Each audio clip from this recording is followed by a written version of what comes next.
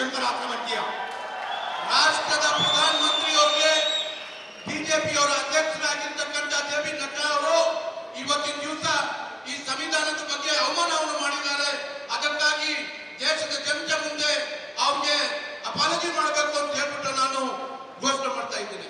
और प्रधानमंत्री को कर्नाटक की जनता से और हिंदुस्तान की हर माता बहन से भी माफी मांगनी होगी।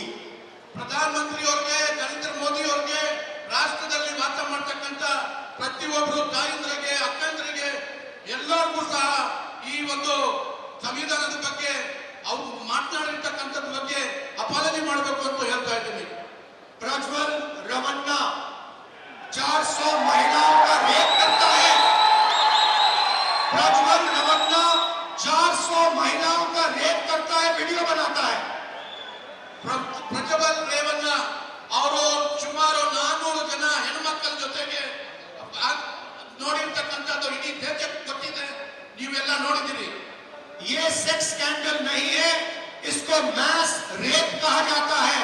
ಇದು ಒಂದು ಸೆಕ್ಸ್ ಸ್ಕ್ಯಾಂಡಲ್ ಇಲ್ಲ, ಇದನ್ನ ಒಂದು ಮಾಸ್ ರೇಪ್ ಅಂತ ಹೇಳ್ಬಿಟ್ಟು ತಿಳಿಬೇಕಾಗುತ್ತದೆ. और स्टेज में कर्नाटका के सामने प्रधानमंत्री मैस रेपिस्ट का समर्थन कर रहे हैं।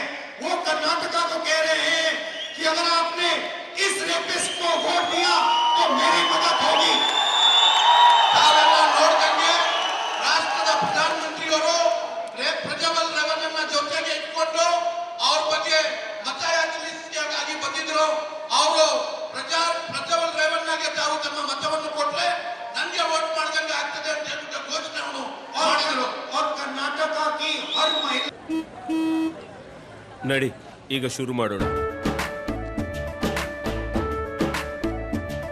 ಕೇಸರಿಯಿಂದ ಮನೋಲ್ಲಾಸ ಮನಸ್ಸು ಮತ್ತೇರಿ ಕುಣಿದಾಡಿದೆ ನೋಡು, ಮನಸ್ಸು ಮತ್ತೇರಿ ಕುಣಿದಾಡಿದೆ ನೋಡು. ಕ್ಷಣ ಕ್ಷಣವೂ ಆಚರಿಸಿ ಕೇಸರಿ ಹಬ್ಬ.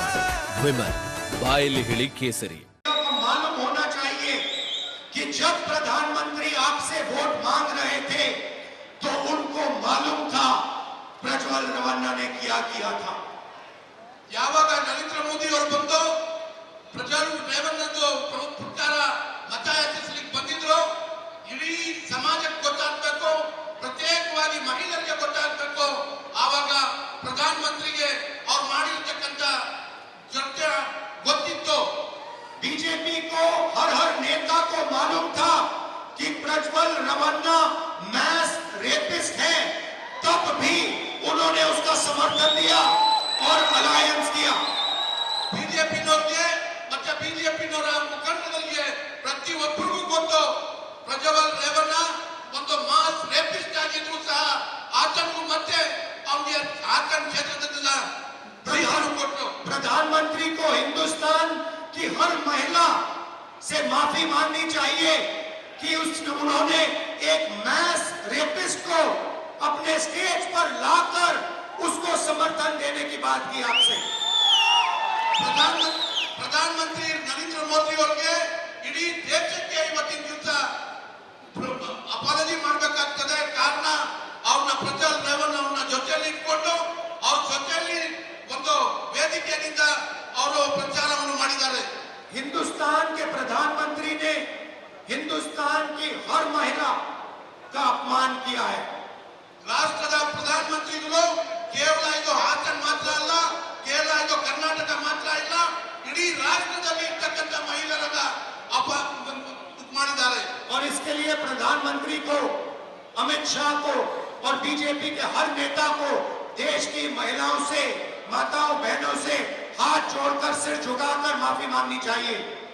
ಇಡೀ ರಾಷ್ಟ್ರ ಪ್ರಧಾನಮಂತ್ರಿಯವರು, ರಾಷ್ಟ್ರದ ಗೃಹ ಮಂತ್ರಿ ಅಮಿತ್ ಶಾ ಅವರು ಈ ಒಂದು ಘಟನೆಗಾಗಿ ಇಡೀ ರಾಷ್ಟ್ರದಲ್ಲಿ ಇರ್ತಕ್ಕಂಥ ಎಲ್ಲ ಮಹಿಳೆಯರಿಗೆ ತಲೆಬಾಗಿ ಅವರ ಅಪಾಲಜಿ ಕೇಳಬೇಕಾಗ್ತದೆ.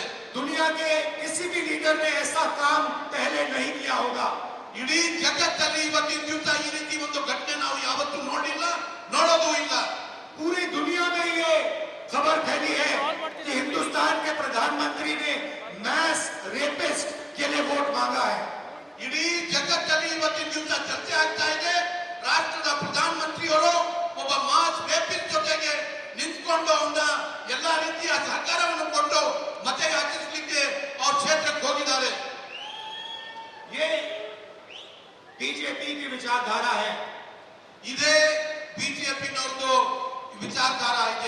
अलायंस की जरूरत थी, सत्ता चाहते हैं तो कुछ भी करने को तैयार है।